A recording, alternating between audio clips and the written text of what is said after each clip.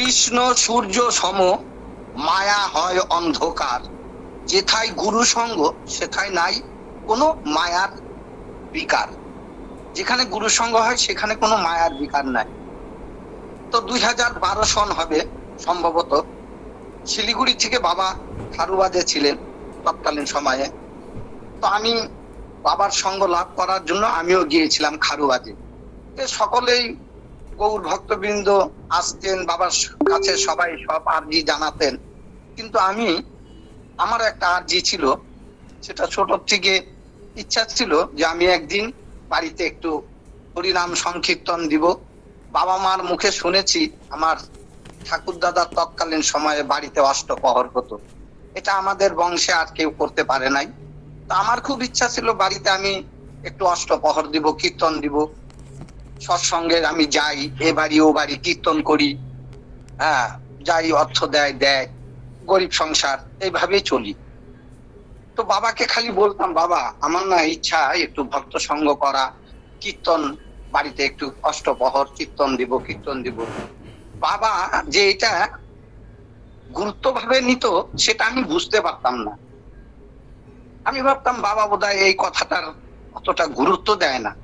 এইভাবে 2-1 দিন বলছি, বলার পরে পরের দিন সকালবেলা প্রসাদাদি পাওয়ার পরে বাবা বলতেছে, তোমার মাসে ইনকাম কত?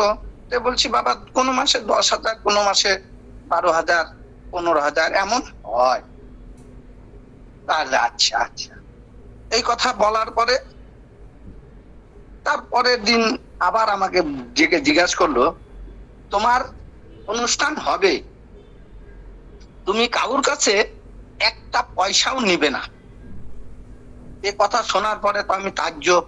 বাবা বুঝতেন যে আমি বোধহয় তাকে দেখিয়ে টাকা উপার্জন করব, কিংবা আমি বলবো আমার বাড়িতে অষ্টপ্রহর আপনারা সাহায্য করেন। আমি যেহেতু গান বাজনা দেশ বিদেশে যাই, আপনাদের চরণে আশীর্বাদে বহু জায়গায় গেছি, ভালো একটা জায়গা নাম ছিল। তো বাবা বলল, তুমি কারোর কাছ থেকে 1 পয়সা নিবে না। আমি যথারীতি মনে মনে সিদ্ধান্ত নিলাম, আবার কেমন নিলা? আমি বাড়িতে যদি কীর্তন দিই, আমি টাকা না নিলে কিভাবে সম্ভব? এ কথা ওইখানে স্থপিত রইল। আমি 2-4 দিন 5 দিন ওইখানে থেকে শিলিগুড়ি চলে আসলাম। 2012 গেল, 2013 গেল, 2014 8ই আগস্ট আমার বাবার জন্ম উৎসব সেবা। আমি 6 তারিখে বাড়ি থেকে মাকে বললাম, মা আমি গুরুদেবের অনুষ্ঠানে যাব। আমার বাড়িতে একটা বেল গাছ আছে, সে বেল গাছটাকে সকালবেলা প্রভাতকালে বেশ একটু মার্জিত করলাম, পরিষ্কার পরিচ্ছন্ন করলাম।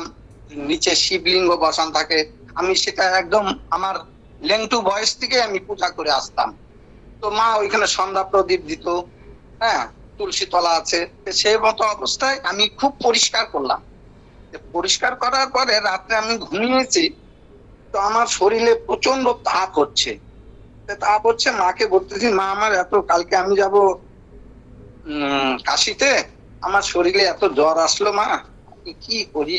বলে, তুই গাছটাকে ঘষছিস না, ওটা তো ঠাকুর। এইভাবে বললো। তা আমি অতটা কেয়ার করলাম না, গুরুত্ব দিলাম না মার কথাটা। তো সেই দিনটা পারি হলো। পরের দিন আমি কাশি রওনা হলাম। সঙ্গে ছিল আমার দিলীপ, আমার সঙ্গে দিলীপ গেছিল, আরো কয়েকজন ভক্তবৃন্দ ছিল। তো কাশিতে গেলাম। তো দিলীপকে বলতেছি, দিলীপ আমার সঙ্গে কিছু কিছু অলৌকিক ঘটনা হচ্ছে। আমি যাওয়ার সময় মৃদঙ্গ শ্রীখোলকে নিয়েছি, যে বাড়িতে ওইখানে যায় অনুষ্ঠানে মৃদঙ্গ সঙ্গত করব। তো জেনারেল, আমাদের কোনো রিজার্ভেশন ছিল না, জেনারেল। আমি আজকে ঠিক হবে, কালকেই আমি বেরিয়ে যেতাম, এরকমই আমার সমস্ত জায়গার বিশেষ হয়তো, এইভাবেই চলতাম। তো ট্রেনে যাই, উঠবো, দেখি একটা সাধু শুয়ে আছে। তো আমাকে কেমন একটা পায়ে দিয়ে এক মনে হয় যে মৃদঙ্গের মধ্যে একটু পায়ের আঘাত লাগলো। আমি আবার রেগে বললাম, ঠিক এ সাধু নিকৃষ্ট, কি ধরনের সাধু! আমার শ্রীখোলের মধ্যে পা লাগালো, হ্যান ত্যান অমুক তমুক, খুব কষ্ট পাইলাম। খোলকে বুকের মধ্যে আগলায় ধরলাম। তার সঙ্গে আর কোনো দেখা নাই। যথারীতি আমরা মুঘল সরাই নামলাম, বাবার ওইখানে চলে গেলাম। কিছু কিছু ঘটনা হলো আমার সঙ্গে, কিছু কিছু অলৌকিক ঘটনা। গঙ্গায় স্নানে গেলাম, কোমরের মধ্যে একটা নুড়ি পাথর এসে লাগছে, সে পাথরটাকে ধরলাম, ধরে নিজের টেরে মানে গামছার সঙ্গে মুড়িয়ে রাখলাম, দেখলাম একটা শিবলিঙ্গর মতো একটা পাথর, ওইটা আমি বাড়িতে এসে স্থাপিত করলাম। আচ্ছা, তো ওইখানে অনুষ্ঠান হয়ে গেল, চলে আসছি। আমি যখন আমার শিলিগুড়িতে ঢুকলাম, ঘুঘুমারিতে নামার পরে আমাকে অনেকে বলতেছে, সাধু আরে তুমি বাড়িতে নাই, কোথায় গেছিলে? আমি বললাম কাশি। বলে কি যায় দেখো গা, তোমার বাড়িতে চরণ উঠছে, চরণ উঠছে। আমি তো খুব তাড়াতাড়ি আসা শুরু করলাম হাইটে।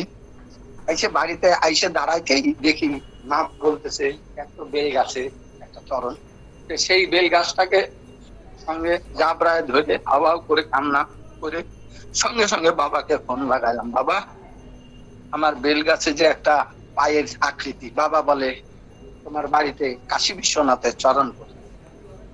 যথারীতি সেটাকে পূজা পাঠ যেমন ভাবেই করতে হয় আমার নিজের মতো করে চলছি। 2-4 দিন যাওয়ার পরে আমি মার্কেটে যাব, আমি কাজ করি টুটুল পালের দোকানে, দিলীপ টুটুল ওদের সঙ্গে কাজ করি। মার্কেটে যাব, মার্কেটে গেলাম, যাইতে আমার ওই মার্কেটে যে এক জায়গায় সিঙ্গারা আর জিলাপি বিক্রি করে, ওইখানে মাঝে মধ্যে এসে দাঁড়াই, সাইকেল নিয়ে যায় আসি। আর ওইখানকার একটা লটারির দোকানের একটা লোক আমাকে বলে, এ সাধু গোসাই সাইকেল আর কতদিন চালাবেন? তো সেদিনও মনে ভাবছি, তখন করা যে পাই 1টা 1:45 আমি বাড়িতে খেতে আসবো, সাইকেল চালাচ্ছি, আসবো, তখন বলতে সাধু সাধু আরে সাইকেল আর চালায়েন না, গাড়ি চালান, গাড়ি চালান। বলতেছে টিকিটটা নিয়ে যান। তা আমি বললাম যে টিকিটটা নিব, কত দাম? বলে টিকিটটা 2 টাকা করে একটার দাম, এখানে 100টা টিকিট আছে, দাম হইলো 200 টাকা। তা আমি বললাম যে 200 টাকা এত টাকা নাই, আমি 180 টাকা দিব, যদি সবগুলা দাও আমাকে দাও। তো ওইখানে টিকিটটা দিল, দেওয়ার পরে এপিট আর ওপিটে 2টা সই দিয়ে দিল। বলে এখানে 100টা টিকিট আছে, একটা টিকিটের দাম 1 টাকা 80 পয়সা করে হইলো, 180 টাকা দাম। নিয়েছি, নিয়ে আবার খাওয়া দাওয়া করে 3:30 4টার দিকে আমি মার্কেটে যাব। তো ফট করে ওই সাধু ওই বলতেছে, সাধু সাধু গাড়ি নিয়ে যান, গাড়ি নিয়ে যান। আমি তো বুঝতে পারি নাই, তো তার আইছি কি বলে, কই আপনার টিকিটটা দেন তো। আমি কেন, কি হয়েছে? বলে ওই টিকিটের মধ্যে আপনি 3.5 লাখ টাকা পেয়েছেন। 3.5 লাখ টাকা?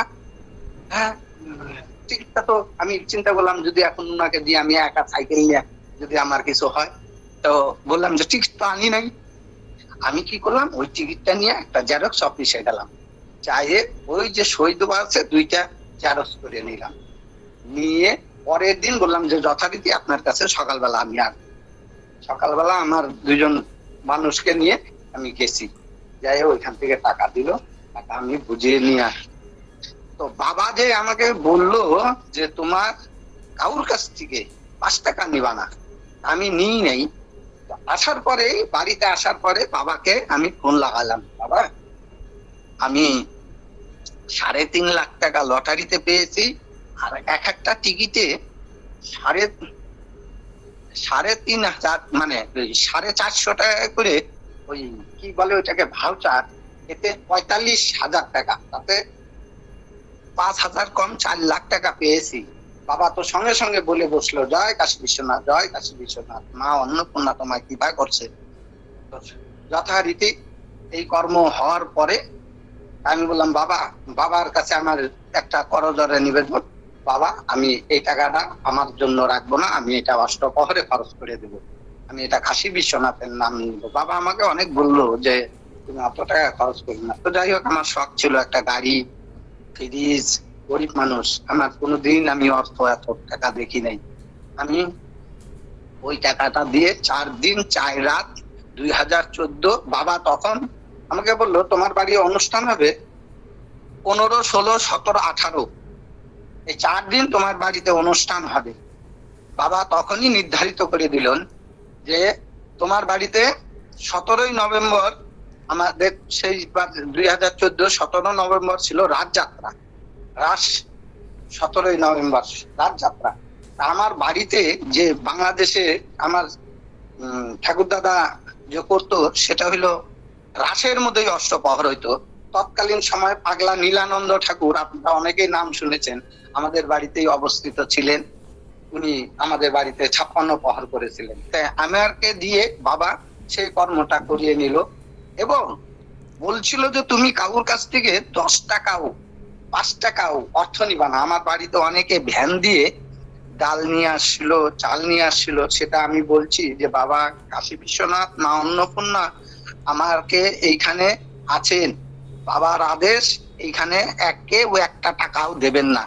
সঙ্গে অসীম দা ছিলেন কলকাতার, গণেশ দা, তারপরে ওই যে বসু, হ্যাঁ, তারপরে নিরঞ্জন দা, দেবাশিস দা, এরা সবাই ছিলেন। এরা আমাকে ছোট থেকেই যতদিন ধরে আমাকে দেখছেন, এরা আমাকে অনেক শাসন দণ্ড হাতে রাখতেন যে নিবেন, তোমার ভিতরে এত গুণ। আমি এদের কথা কোনোদিন শুনি নাই।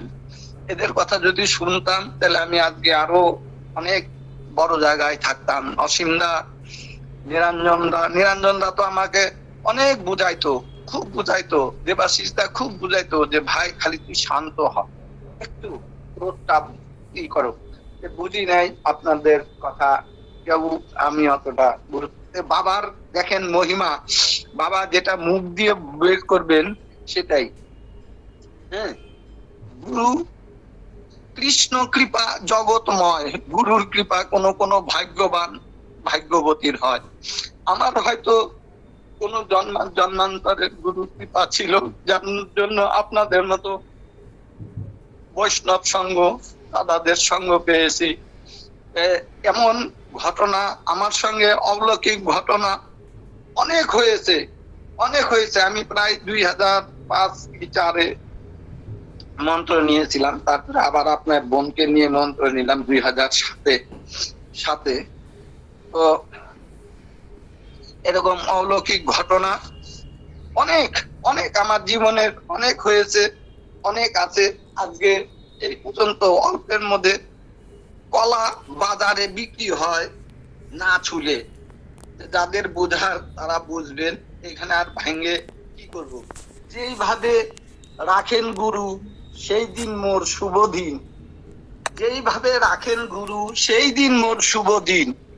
আমি শেষের দিনে পাই যেন শুনতে আমার ওই গুরুর বাঁশির বিন। আমার শেষের দিনে জানি আপনাদের 2 চরণ ধুলি এবং সেই বাঁশির বিন শুনতে পারি। আমি তো এখন অসুস্থ, আপনারা কৃপা করবেন। আজকে অসীম দা, নিরঞ্জন দা, দেবাশিস দা, আপনাদের সকল দিদি দাদার চরণে শতকোটি প্রণাম রইল। আজকে এই পর্যন্ত। আবার আগামীকাল আর একটা পর্ব নিয়ে আসবো, অলৌকিক শক্তি, বাবার আরো ঘটনা আছে নিয়ে কালকেও 5-10 মিনিট আলোচনা করব। জয় নিতাই, জয় গৌর।